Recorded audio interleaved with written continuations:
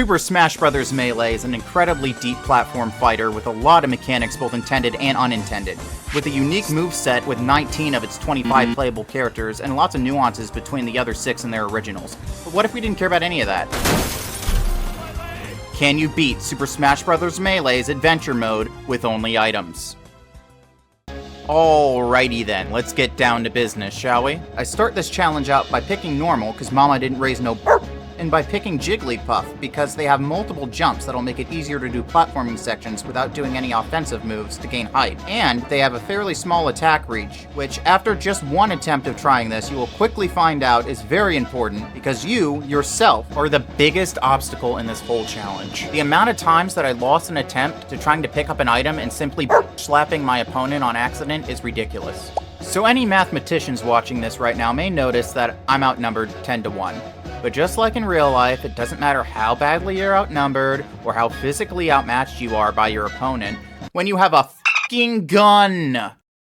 So anyway, I started blasting. And as a side note, I took out the Yoshis here to the sound of the stage music. It wasn't consequential, but I figured it was too good not to show. But then after that, it was only a short struggle after running out of ammo, and then a straight shot to the end of the stage, with the Yoshis literally being the only hurdle in the whole level. And as you can clearly see from the castle in the background, the next stage is Peach and Mario. Now things go pretty much how you'd expect in the first 5 seconds of the match, but then Mario randomly yeets himself off the castle roof. Now I don't know if he did this because he realized the magnitude of the visage of pure pink f***ing terror before him, or if he just realized he was getting nowhere with Princess Peach and gave up on life. But either way, he was out of the equation for now. Princess Peach and I fought on a little bit until I showed her that my umbrella was stronger. Maybe she should have brought Parry.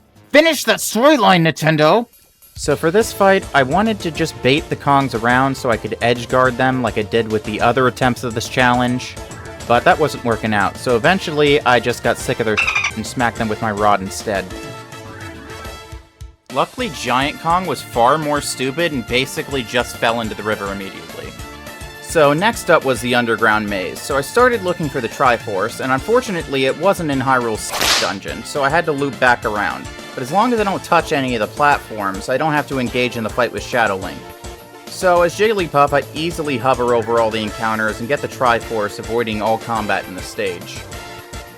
Then, with the fight against Zelda, I once again use the incredibly high-level strategy of outsmarting an AI made in a game from 2001 under crunch time to trick her into falling to her doom.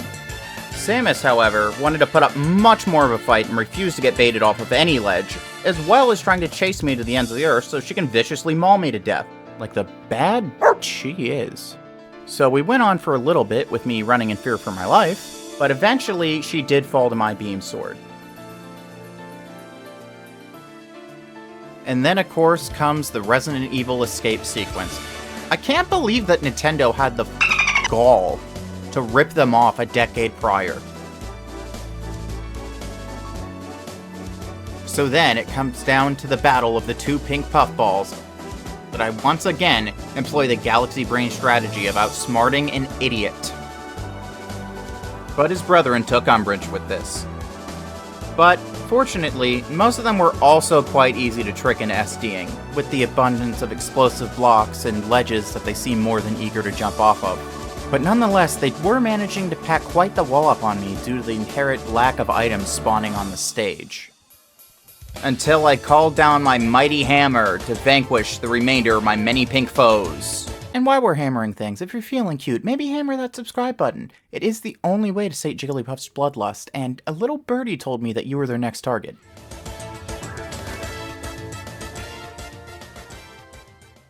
Next, it was on to Corneria, where I had to fight Fox, who had such an insanely powerful mental game that he may have very well defeated me by sheer willpower and psychic damage alone. It was like to him, I was nothing. He was beyond my plane of existence. Nothing I could do could ever harm him, whatever I may try. He was an immovable object, and no matter what happened, no matter what I threw at him, he stood there, stalwart, stoic, unfazed. He's just standing there, menacingly! until I eventually lured him out of the corner he was in and vanquished him with the power of Capsule Corp. And then came the follow-up of Orange Fox, his twin brother that for some reason only exists in this game. Luckily for me, the rest of Star Fox forgot to turn off friendly fire, and this was his undoing. And so, it has come to this. They pitted my own brethren against me, so I shall use my own brethren against them in kind. With a mighty torrent of various Pokémon, I rained down a righteous pink hell upon the massive Poke army, eliminating the horde with extreme prejudice. And then it was time to play in traffic on a race course where the cars casually go over 600 miles an hour. But as a pink puffball with infinite jumps, it felt a little bit more like a leisurely jog through the park. After that, it was just a quick fight against Captain Falcon, who quickly succumbs to his own greed. And then came the choking point of the whole challenge, the most daunting obstacle yet. 3 children.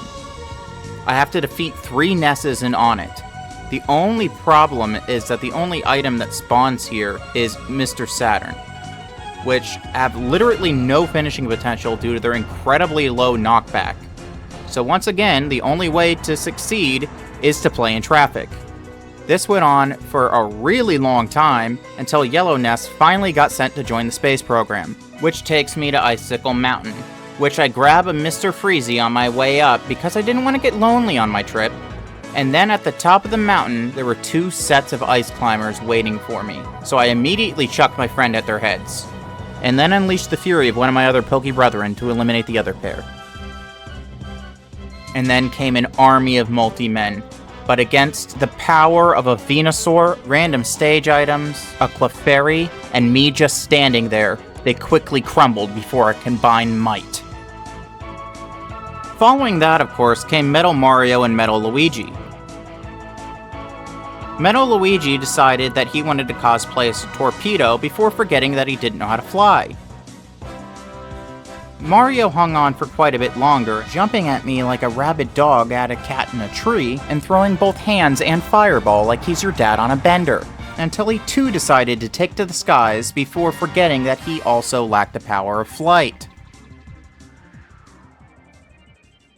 So now this is it, the final battle against Browser, Lord Firefox himself.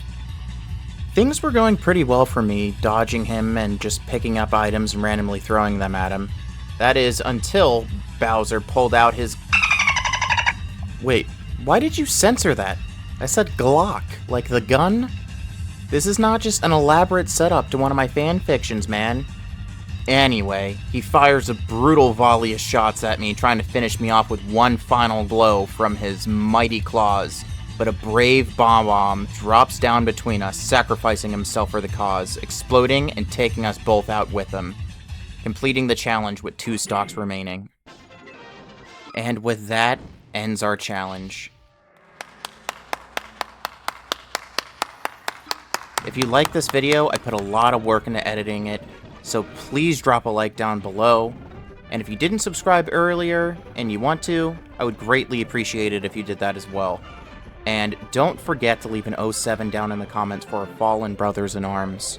I would now just like to have a moment of silence to honor them. Miyamoto rest their souls.